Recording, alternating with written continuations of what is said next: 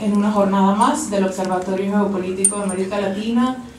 Les dejo con Jackie Rodríguez, coordinadora de la World Jurist Association, casa que tan generosamente usamos los venezolanos para distintos actos. Hola, buenas tardes a todos. Bueno, primero quiero saludar a nuestros honorables invitados de hoy. Antonio, ¿dónde estás, Antonio? ¿Dónde estás? Es presidente del Observatorio Geopolítico de América Latina y quien nos ha reunido hoy, a todos hoy, al doctor Ricardo Hausmann, bienvenido, director del Growth Lab de Harvard University, al doctor Marcel Granier, presidente de Empresas 1BC y de Radio Caracas Televisión. Señores y señores, yo soy Jackie Rodríguez, directora ejecutiva de la World Law Foundation, y es para mí un honor darles la bienvenida hoy a esta casa. Yo estoy segura que esto va a ser una discusión de lujo. En la World Jurist Association y la World Law Foundation creemos en el uso conjunto de la ley, la tecnología, la educación y las libertades, en pro de una sociedad productiva, pujante, ordenada y respetuosa, que nos lleve a todos a mejorar y sobre todo a vivir en paz. Disfruten el evento y nos vemos en Santo Domingo. Muchas gracias.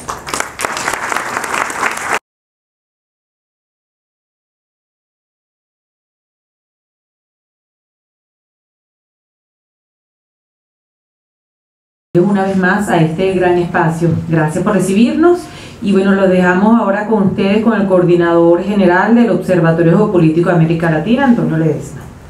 Muy buenas tardes. Cuando estaba en pantalla el programa Primer Plano, los domingos medían el rating. Bueno, aquí medimos la asistencia. Sigue teniendo mucho rating, Marcel y Ricardo, por supuesto.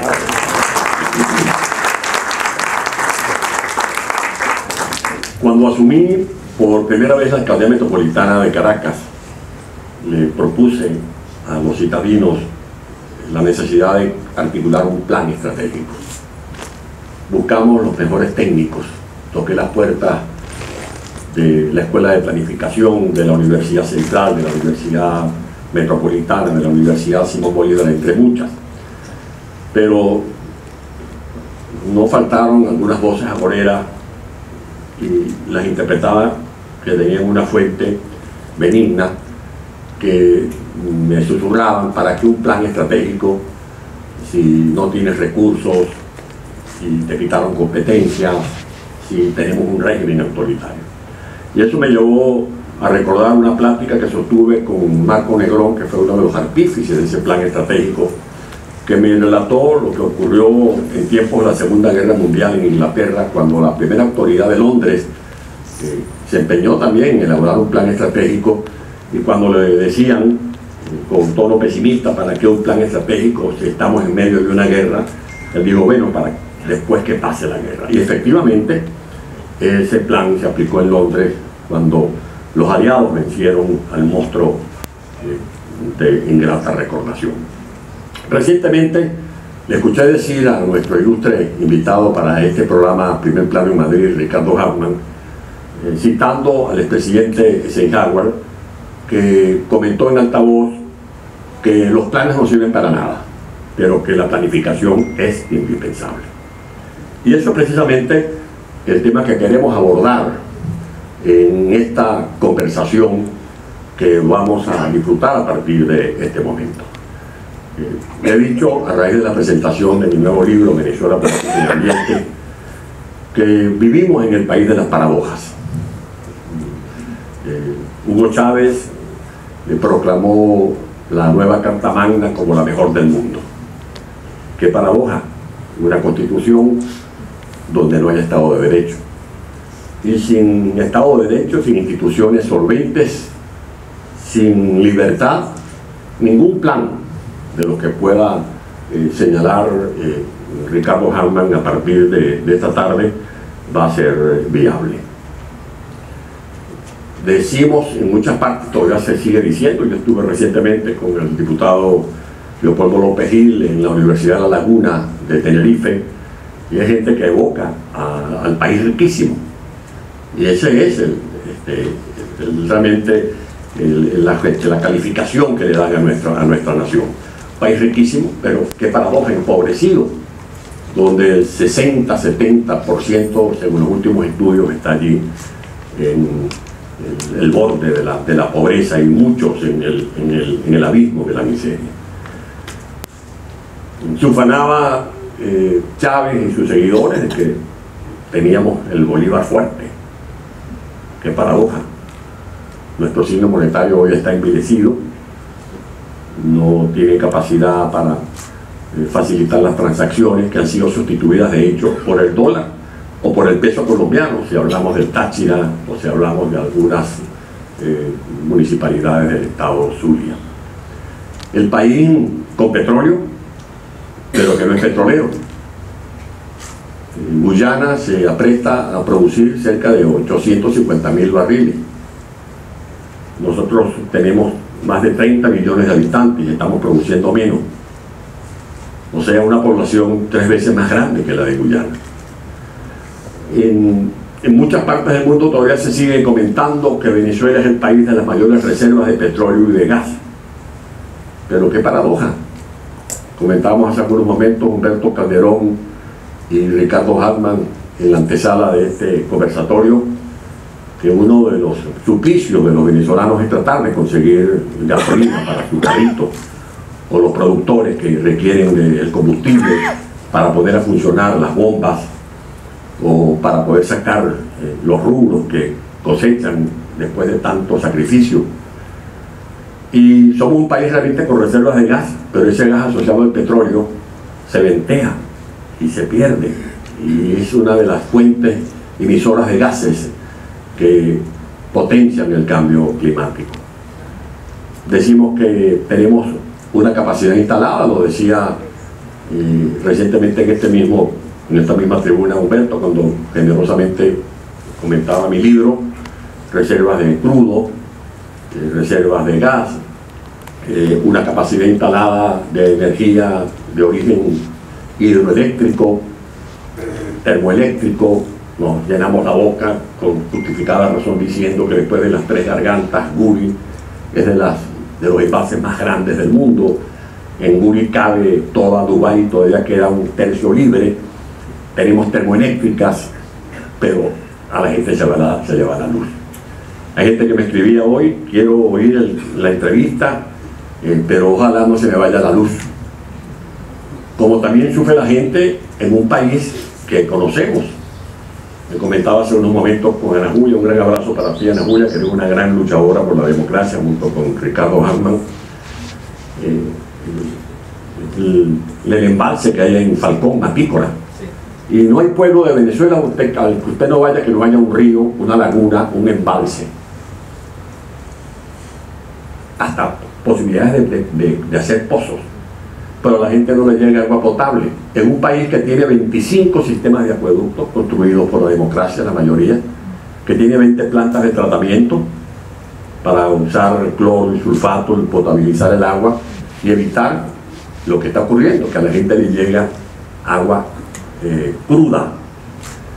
Ver un país que tiene esa cosa que llegamos a darle crédito, cosa que no es así según los expertos, que en Venezuela usted lanza una piedra y sale una mata de mango, una mata de maíz, pero sí tenemos tierra fértil, tenemos un parque automotor, se lo comentaba hace unos momentos a Ricardo, de más de 80.000 unidades, tractores, cosechadoras, rastras, que tienen defectos pero que son reparables, más de 40.000 unidades de producción, pero tenemos una dependencia agroalimentaria. Esa es una gran paradoja. Y otra paradoja, el talento. Ricardo Hartmann es parte de la generación Ayacucho, una manera de sembrar el petróleo. Centenares de miles de venezolanos se cultivaron en los mejores centros de excelencia para adquirir conocimientos y transferir habilidades, costumbres, hábitos, éxitos a Venezuela. Ese es un tema, por supuesto, de obligatorio, creo que en la agenda que ustedes tienen pautada para este día. Pero bueno, el que va a hablar de los planes es Ricardo. Yo en lo personal recojo lo que me dice la gente. Esta tragedia no debe ser estéril, debe dejar lecciones. Entre otras, ya no somos el país rico, ya no podemos seguir dependiendo del rentismo, no podemos seguir dejando como una quimera el sueño de ir a la diversificación definitiva de Venezuela. Y eso es lo que queremos plantear aquí con este programa, que quiero pedirle a la producción que nos haga evocar esos momentos de lo que era primer plano. Decían que para arranquearse en política había que ir a Radio Rochela, ser invitado en Radio Rochela o ser invitado a primer plano. Yo tuve ese honor. Pues bien, recordemos lo que era primer plano.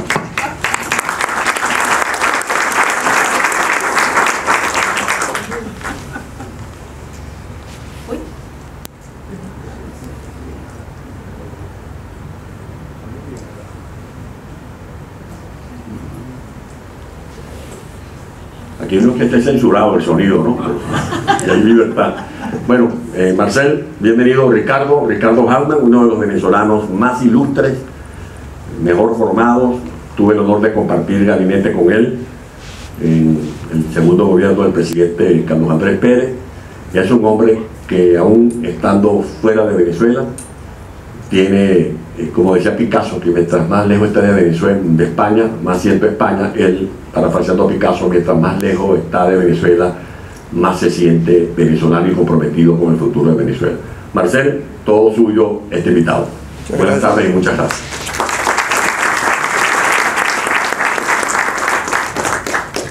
Oyendo a Antonio, recuerdo cuando...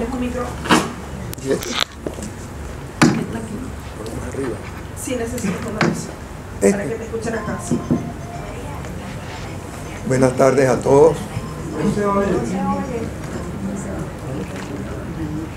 En casa de Herrero, asador de Pablo. Está entendido, solo tiene que acercárselo. Acércame. ¿Me lo trago?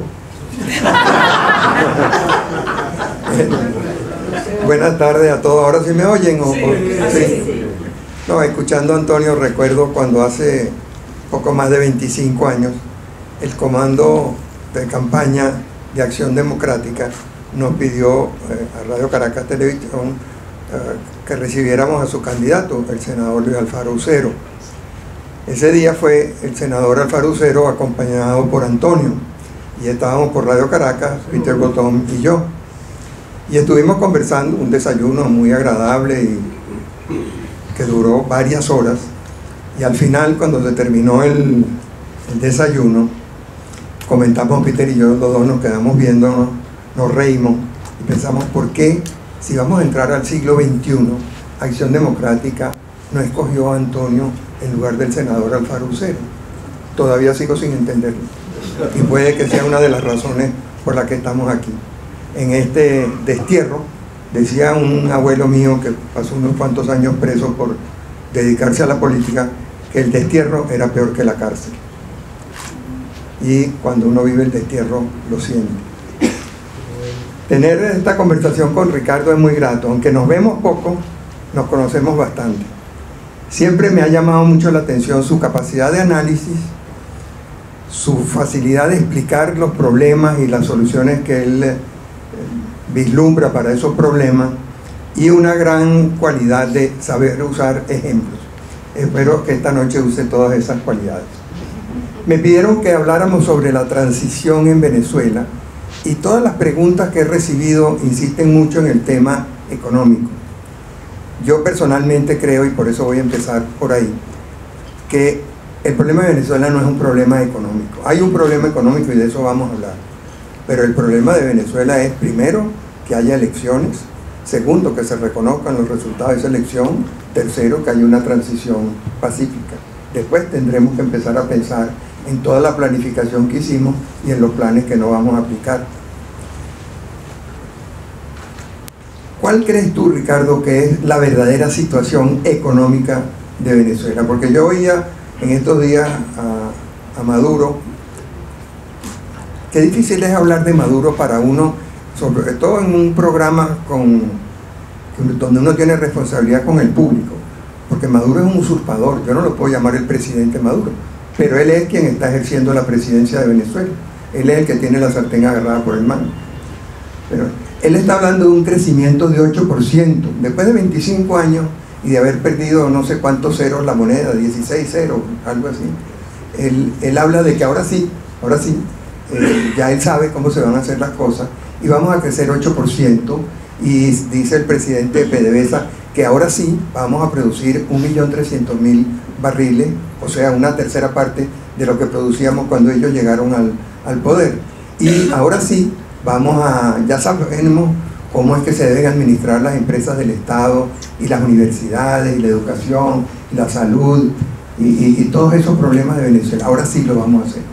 Yo quisiera, tú que estás mejor informado, ¿cuál crees tú que es la verdadera situación económica de Venezuela? ¿Cuál es el reto que va a encontrar este gobierno al que María Corina nos está llevando con tanta destreza, tanta tenacidad y tanta firmeza? Mira, en primer lugar, realmente muy honrado por esta invitación. Gracias, Antonio, por esta... ¿Funciona? Sí. Muy honrado por esta invitación. Gracias, Antonio, por organizar este evento. Gracias por haber creado esta organización. Gracias a todos ustedes por asistir. Y gracias, Marcel. Si mi memoria no me engaña, este sería mi tercer primer plano. Vendrán más. El primer plano fue, yo creo, en el año 87, en época de Lucinchi, y el segundo fue al salir de Cordiplán en el 93. Entonces ha llovido. Pero a la pregunta que me haces, ¿cuál es la situación económica actual de Venezuela? Yo te diría que tú sabes, todas las genialidades del mundo o las dijo Mark Twain o las dijo Yogi Berra, pero uno de los dos dijo que Groucho Marx también dijo una y Cantinflas, pero y obviamente Don Quijote, pero él dijo que no es lo que no sabes lo que te mete en problemas, sino lo que crees saber que no es así. O sea, lo que crees saber cuando estás equivocado. Yo creo que hay una gran sabiduría en saber lo que no sabes. Yo creo que tenemos que mirar la situación de Venezuela y tomar la lista de todas las cosas que sabemos que no sabemos, porque hay muchas cosas que ni sabemos que no sabemos, pero hay cosas que sabemos que no sabemos. En un país normal hay estadísticas económicas. En Venezuela no hay estadísticas económicas. En un país normal hay rendición de cuentas. En un país normal hay una prensa libre, hay un debate, hay unos expertos que hablan, etcétera, que tienen acceso a información, que hablan con el gobierno, que entrevistan, todas esas cosas que generan información sobre cómo está la cosa no están en Venezuela. Entonces, tenemos que tomar noción de eso que no sabemos. Nosotros no sabemos el grado de destrucción del aparato productivo venezolano en el sector público, en materia de petróleo, de generación eléctrica, de generación de agua, de vialidad, de capacidad portuaria, etcétera, etcétera, de los recursos humanos que quedan en el país para administrar esas cosas, de la situación de la economía privada, etcétera. Sabemos que no sabemos. Sabemos que hubo una catástrofe económica que es más grande que todas las catástrofes económicas jamás registradas en la historia desde que hay estadísticas económicas de por lo menos un siglo o más, fuera de una guerra. Y dentro de las guerras han habido, la mayoría de las guerras no han generado la catástrofe económica que se generó en Venezuela. Entonces, sabemos que ahí hay una destrucción fenomenal. Ahora, ¿cómo tú sales de esa destrucción a una reconstrucción?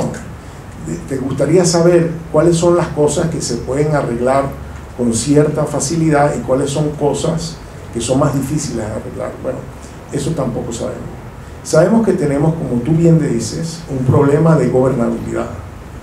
Hay un día de una elección, bueno, hace falta que esa elección sea reconocida, etc.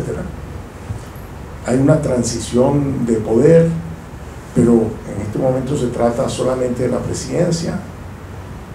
¿Cuál es la Asamblea Nacional a la que que va a estar aprobando leyes, contratos de endeudamiento, presupuestos, etc. Hay un sistema judicial que va a estar, un fiscal general que va a estar haciendo cumplir la ley, unos tribunales, etc. Hay todo un tema de gobernabilidad. Hay todo un tema de control territorial. Sabemos, o sea, tenemos anécdotas y bueno, está Pedro Burel y Cristina que han documentado todos los desastres que se están generando en Guayana y demás, pero ¿quién está en control del territorio? ¿Qué rol tienen las organizaciones criminales en Venezuela? Digamos que habrá gente que tiene información aquí, pero en el fondo no sabemos. Entonces hay un tema de control del territorio, del monopolio legítimo del uso de la fuerza. Y después hay un tema de cuáles son las capacidades del Estado. O sea, las capacidades operativas, organizacionales del Estado. Porque no se trata que la cabeza del Estado diga que mueve el brazo, mueve las piernas, pero si el Estado se convirtió en un cuadripléjico, los brazos y los pies no responden a las órdenes de la cabeza. Entonces tenemos que reconstruir un Estado. Entonces yo te diría que la forma de caracterizar la situación actual es decir que estamos en el desierto, para ponerlo más específico, estamos en el desierto de Sinaí. Sabemos que la tierra prometida es para el norte, pero no tenemos un mapa del territorio entre donde estamos y la tierra prometida. Y es una zona montañosa donde habrá que dar mucha vuelta para llegar al lugar. Tenemos una orientación de a dónde ir, pero creo que tenemos que sortear los caminos con mucho cuidado. Y esto no se trata, y esto es un poco un mensaje importante. Hay la idea en economía, no tanto entre los economistas, sino entre la gente que cree que son las cosas que saben los economistas, que no saben, pero que la gente cree que saben, ¿no? Es que hay tal cosa como un traje perfecto. Y entonces va a venir este gran economista, gran sabio, etcétera, o el gran experto del agua, el gran experto de la luz, el gran experto del petróleo, y nos va a decir cuál es el traje perfecto. Porque hay una cosa que llaman en inglés best practice, y ese tipo sabe el best practice, la mejor práctica. Yo digo que el traje perfecto no existe.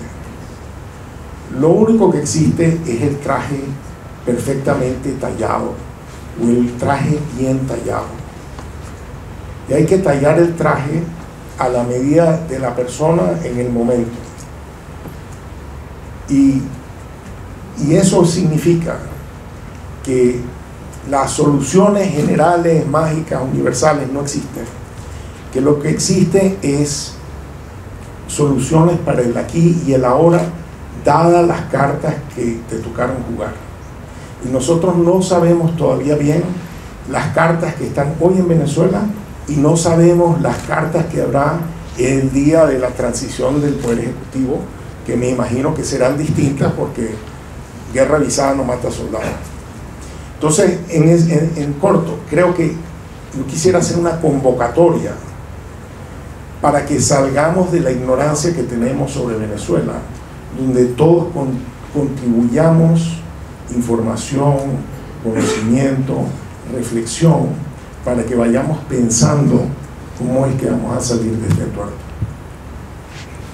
El otro día, escuchando una entrevista muy interesante con un venezolano al que respeto mucho por su trayectoria, tanto en el sector público como privado, José María de Viana, él decía que el problema del agua, por lo menos eso fue lo que yo le entendí, no es tan grave como parece. Es verdad que está destruido todo, pero ahí están las instalaciones, ahí está la base sobre la cual se puede trabajar, y hay gente que conoce eso y que sabe de eso, y que estaría dispuesta a colaborar.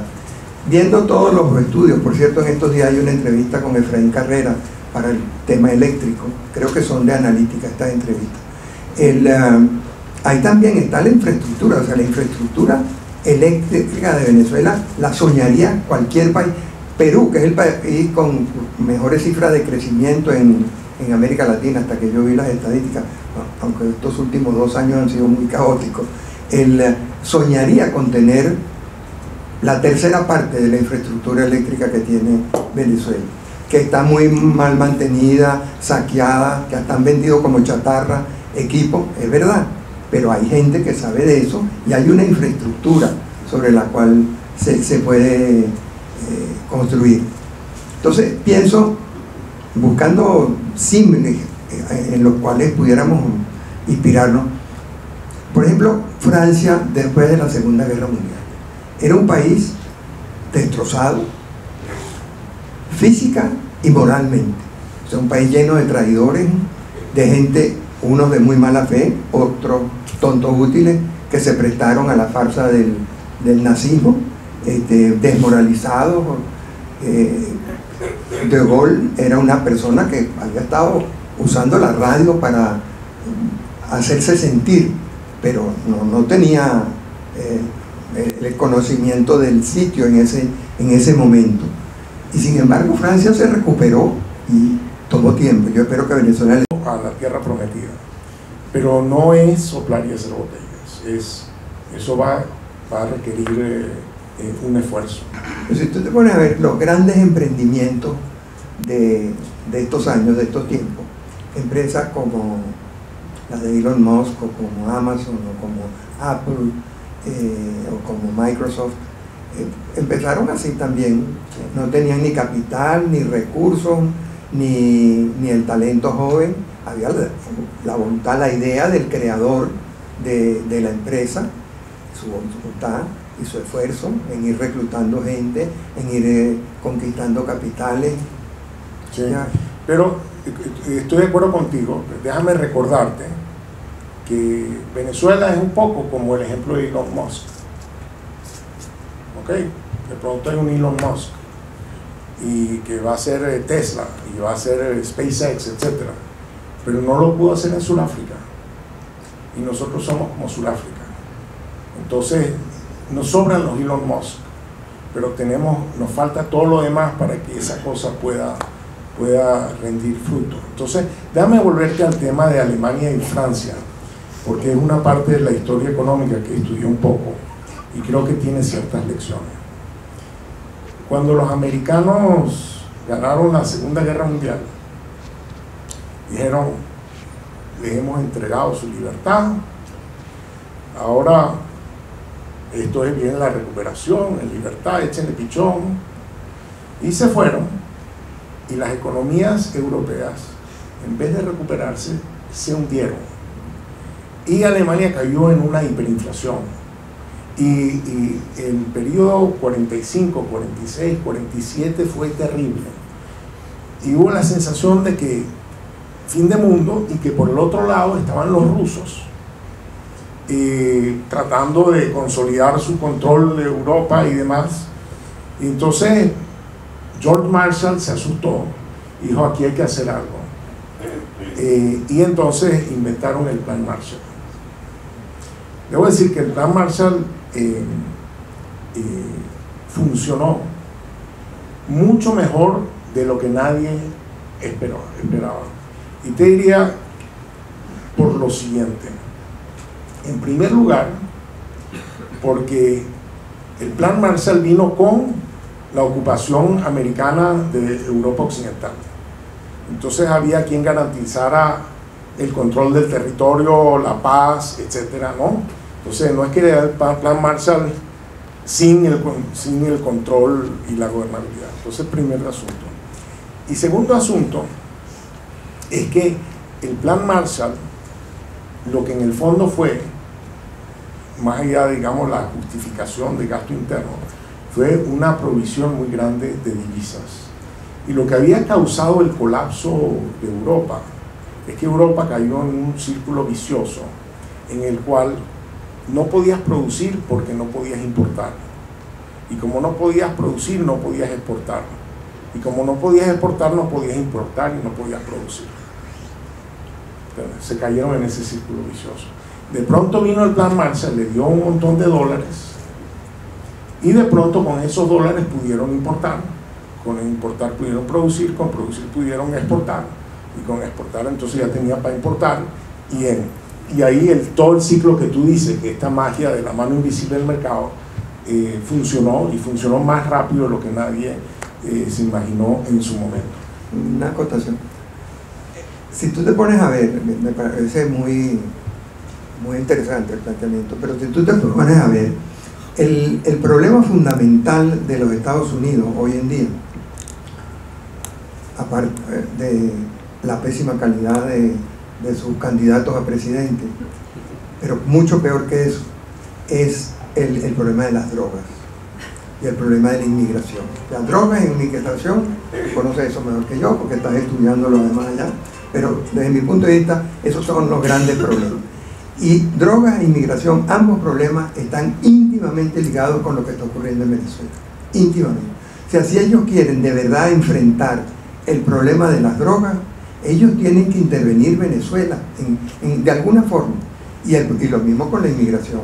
O sea, no es casual que 9 millones de venezolanos hayan emigrado, hayan huido de Venezuela, pero es que no son solamente los venezolanos, toda Centroamérica está llena de ejemplos parecidos.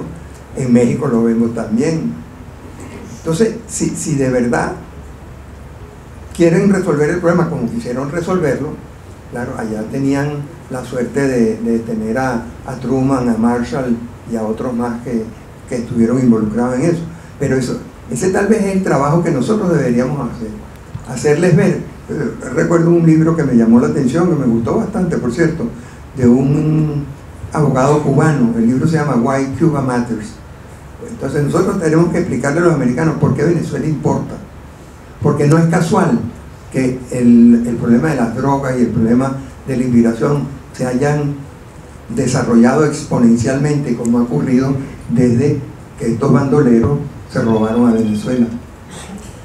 Sí, yo creo que, digamos,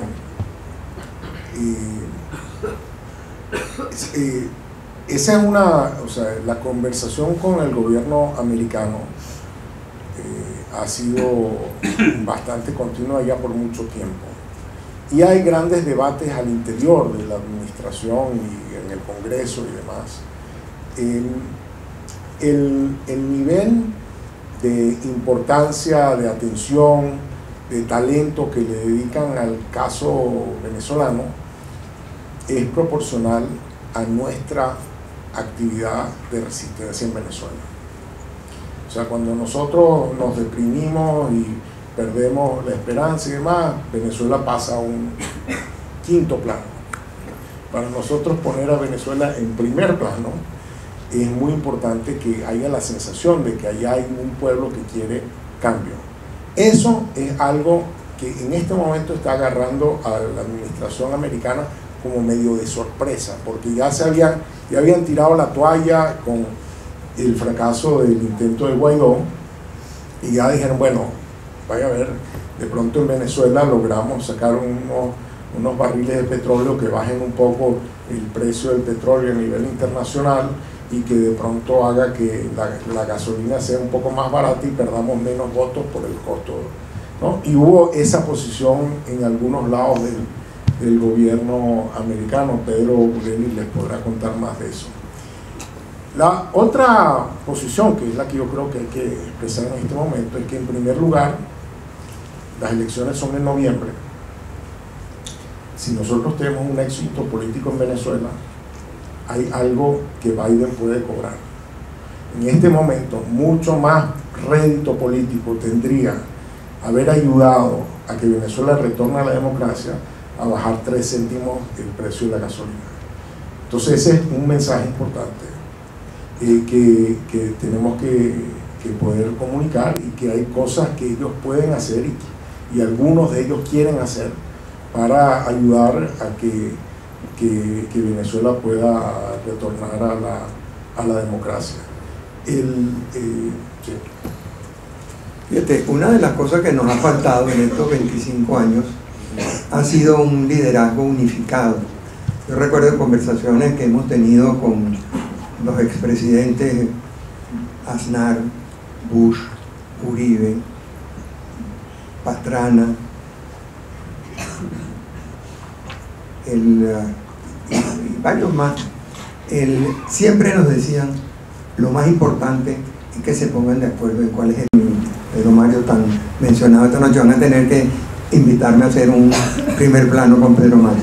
Él siempre me decía con exasperación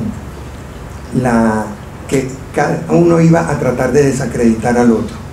El esfuerzo no era promover a Venezuela, sino desacreditar al que podía. Y lo mismo vimos aquí en España, y lo mismo vimos en Colombia. Eso se acabó. O sea, costó 25 años, pero la tenacidad, la firmeza, la solidez de María Corina terminaron imponiéndose. Y hoy en día nadie discute que ella tiene el liderazgo del proceso. Y hay un objetivo claro. Ya nadie duda de que el camino es la vía electoral y que vamos a trabajar, a organizar bien esas elecciones. Por cierto, los invito a todos a que colaboren y contribuyan, porque eso es un proceso muy costoso, y hacen falta recursos.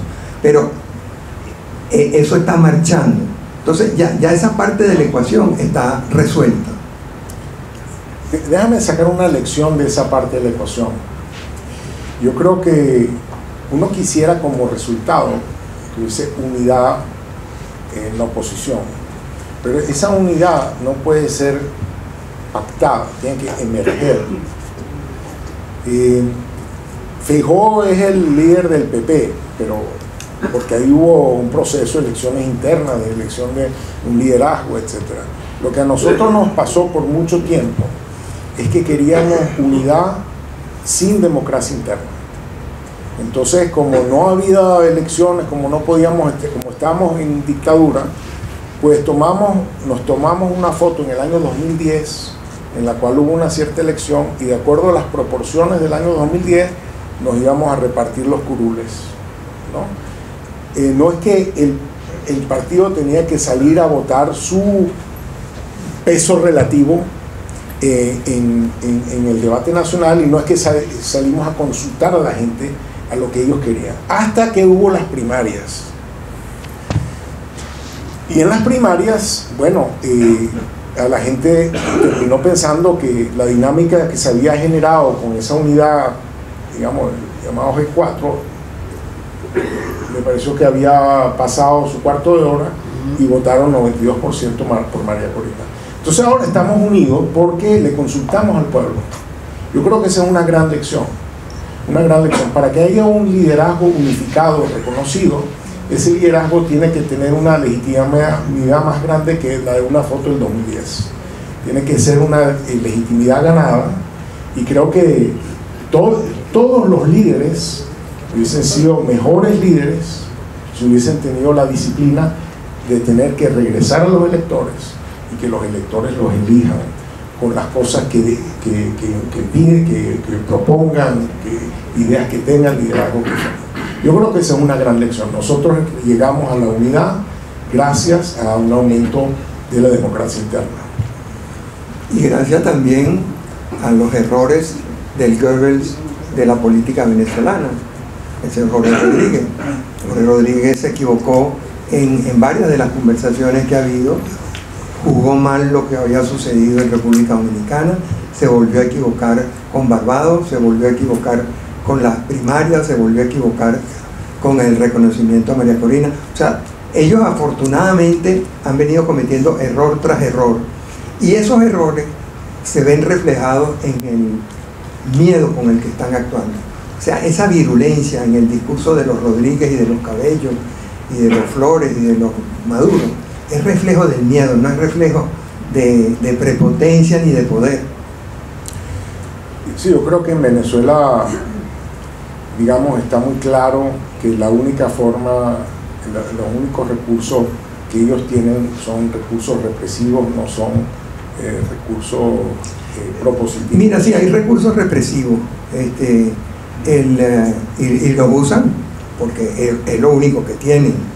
Pero ellos tienen otro que han usado muy bien hasta ahora, que es el entender que en estos tiempos de tanta confusión, la guerra psicológica es muy importante. La psicología política ha pasado a ser más importante que las realizaciones del gobierno.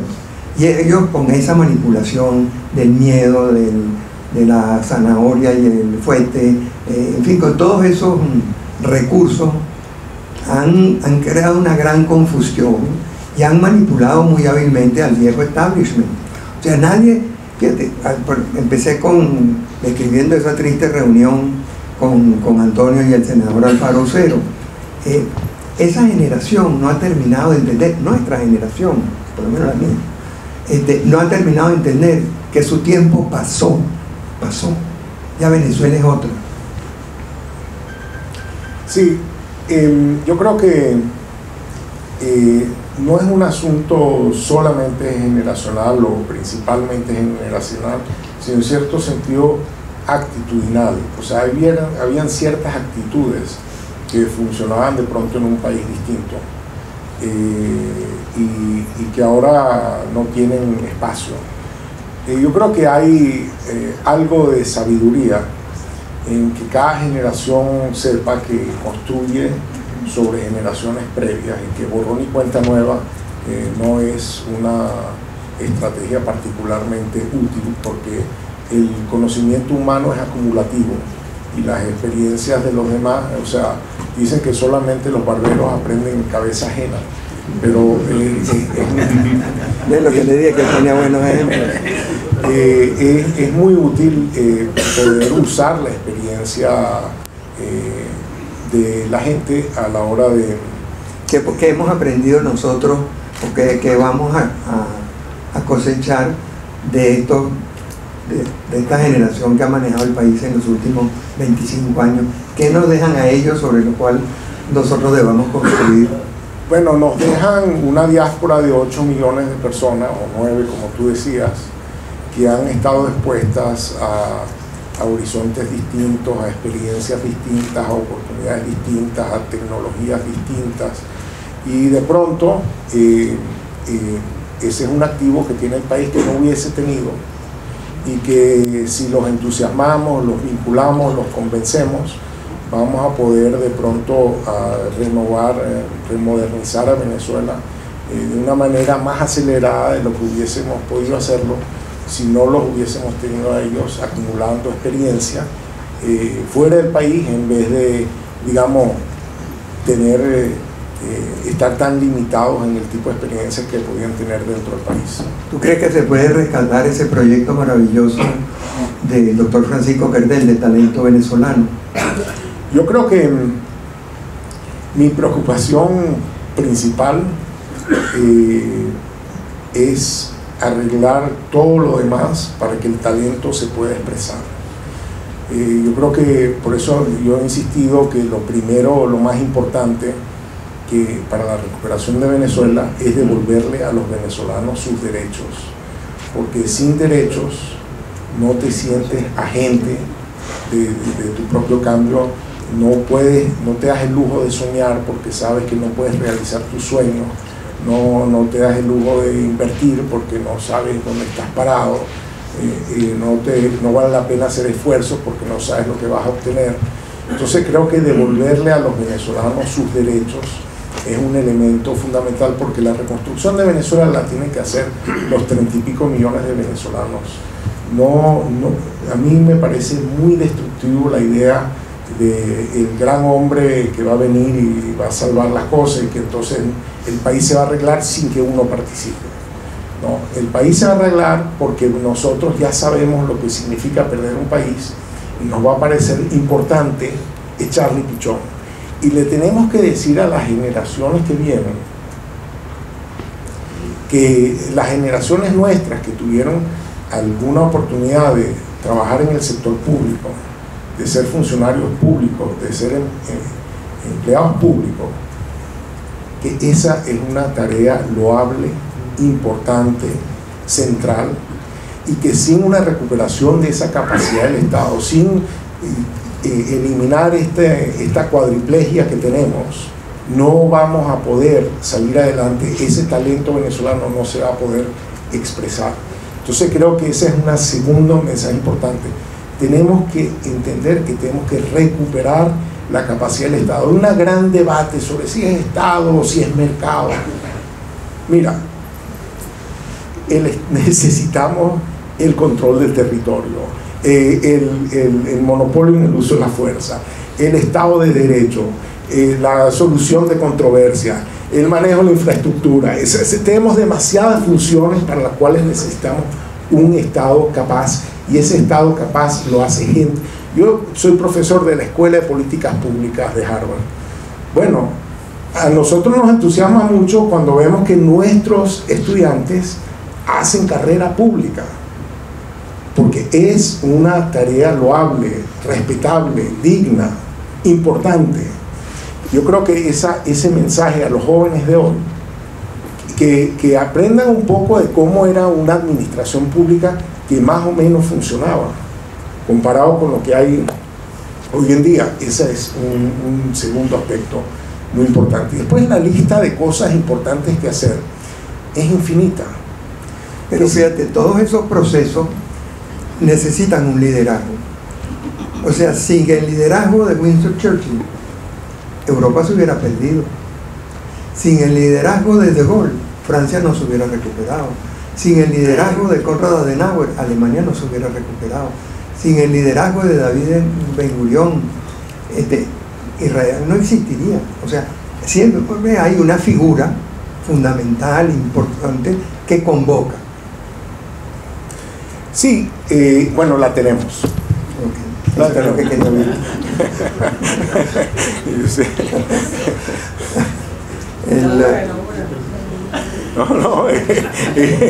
O sea, ya check, eso ya lo tenemos. Tenemos que, ya que tenemos el liderazgo, tenemos que trabajar en todo lo demás.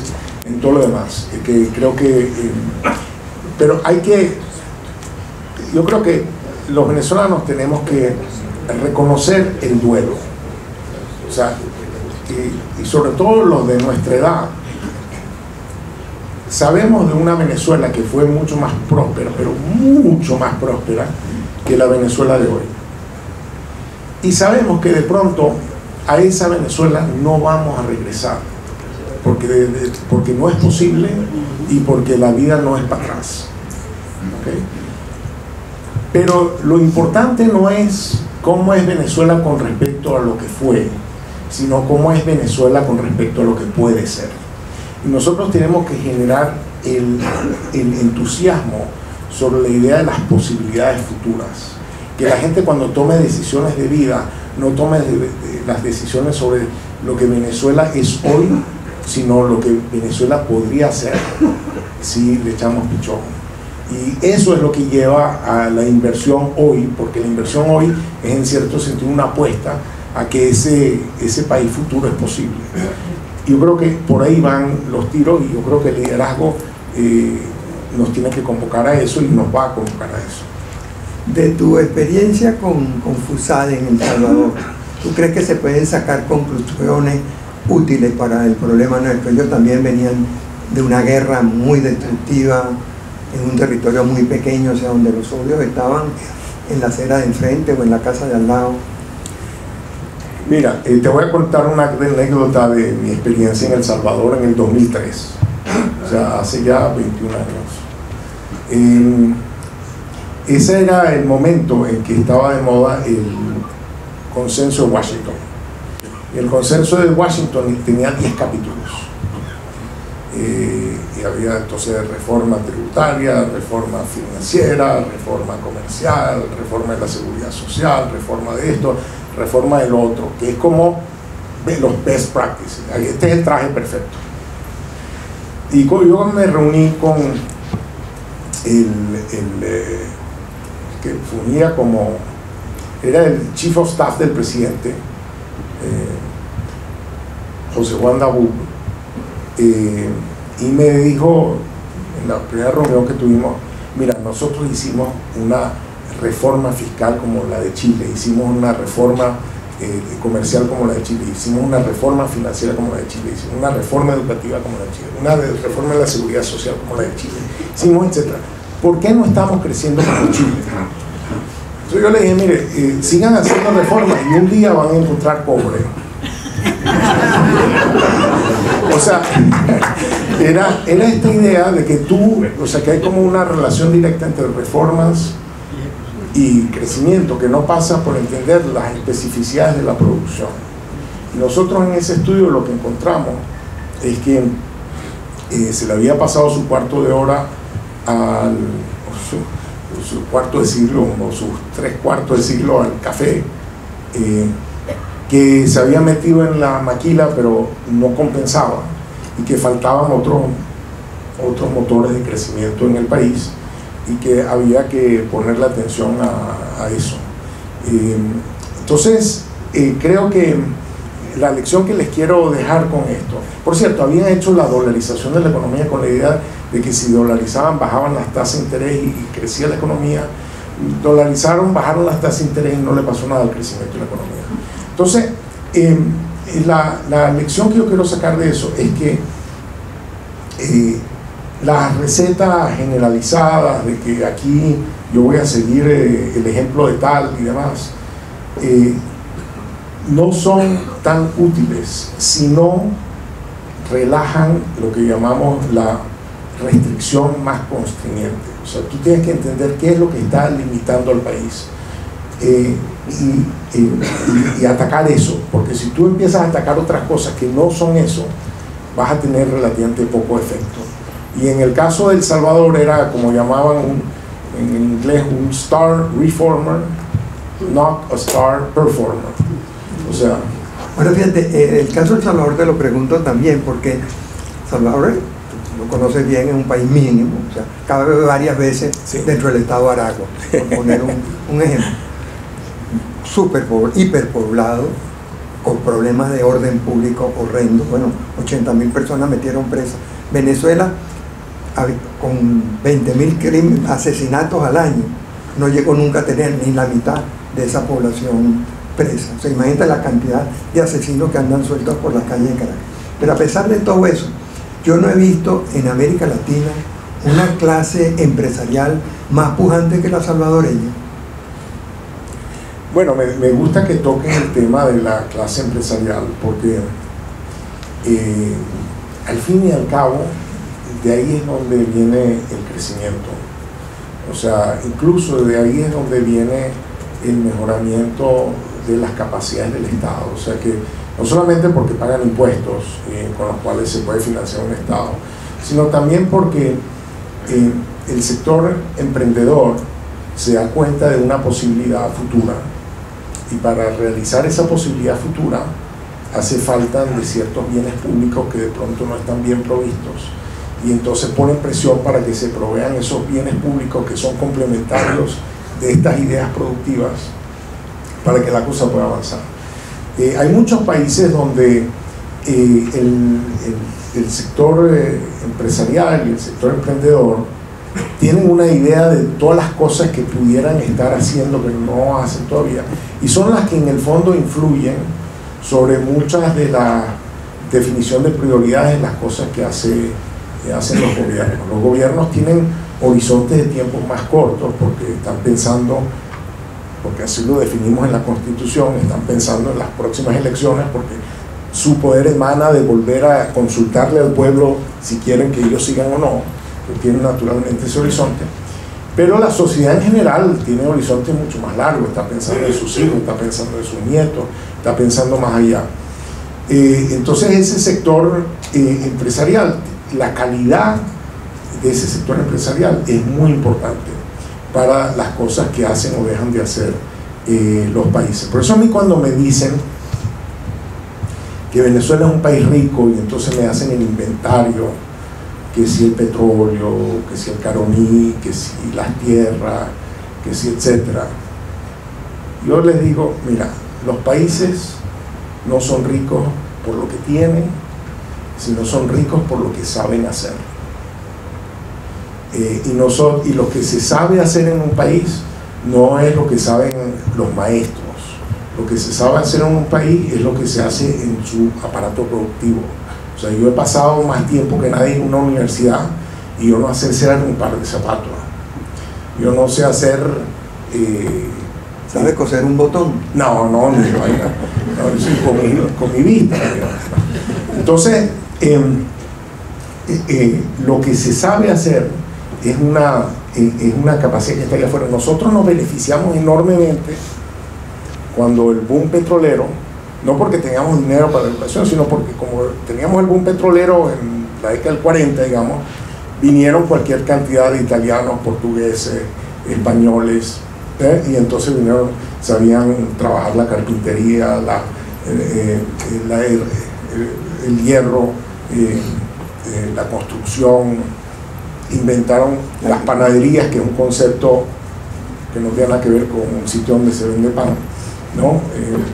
Inventaron una gran cantidad de cosas que ahora es Central Madrilense, o no, en fin. Eso se hizo porque aumentó las cosas que sabíamos hacer, y ahora muchas de esas cosas que sabíamos hacer las hemos dejado de saber hacer, o no sabemos hacerlas. Por ejemplo, cuando dicen, bueno, ¿qué? El petróleo que tiene Colombia, bueno, ahí tenían el campo Furriales, que producía 30.000 barriles al día, hasta que llegaron los venezolanos. Lo que le faltaba no era petróleo, le faltaban venezolanos. Rubiales, no Furriales. Rubiales. Sí. Entonces, el saber hacer, incluso para manejar, no, el petróleo, la red, no, hay que saber sacarlo. Y que en una refinería teníamos 1.200.000 barriles de capacidad de refinación. Bueno, lo perdimos, ¿por qué? Porque sacaron a la gente que sabía manejar eso y ahora se les explotó la refinería, ya no funciona. Entonces, la acumulación de ese saber hacer en la sociedad es lo que las hace prósperas. Los taiwaneses se enorgullecen de decir que ellos tienen 3 recursos naturales: tienen terremotos, tienen tifones y tienen gente. Y tienen a los chinos enfrente. Exactamente. Entonces, cuando hablemos, o sea, yo estoy harto de ver países llenos de recursos naturales que no hacen nada con ellos. O sea, Bolivia tiene las reservas de litio más grandes del mundo, no ha sacado la primera tonelada. Australia, que tiene 1/5 de las reservas que tiene Bolivia, es el principal productor mundial de litio. Y no es porque tenga mucho litio, sino porque tiene arriba de la superficie, tiene las instituciones, tiene las capacidades, tiene los ingenieros, tienen el sistema financiero, tiene la cosa para hacer algo de eso. Entonces nosotros nos sobran los recursos naturales. Tenemos que concentrarnos en acumular la capacidad de hacer cosas con ellos. Bueno, tenemos ya 1 hora hablando. Les he dado además la ñapa de que no tuvimos los 15 minutos de comerciales, de lo cual escribíamos. ¿Qué mensaje tienes tú para despedirnos de esta audiencia que ha sido tan generosa? Ni en el estudio de Radio Caracas guardado en silencio así. Mira, será lo que nosotros querramos que sea. Está en nuestras manos, hay que echarle pichón. Hay un futuro promisorio, pero no es algo que hay que esperar que ocurra, es algo que hay que hacer que ocurra. Muchas gracias, Ricardo. Muchas gracias a ustedes.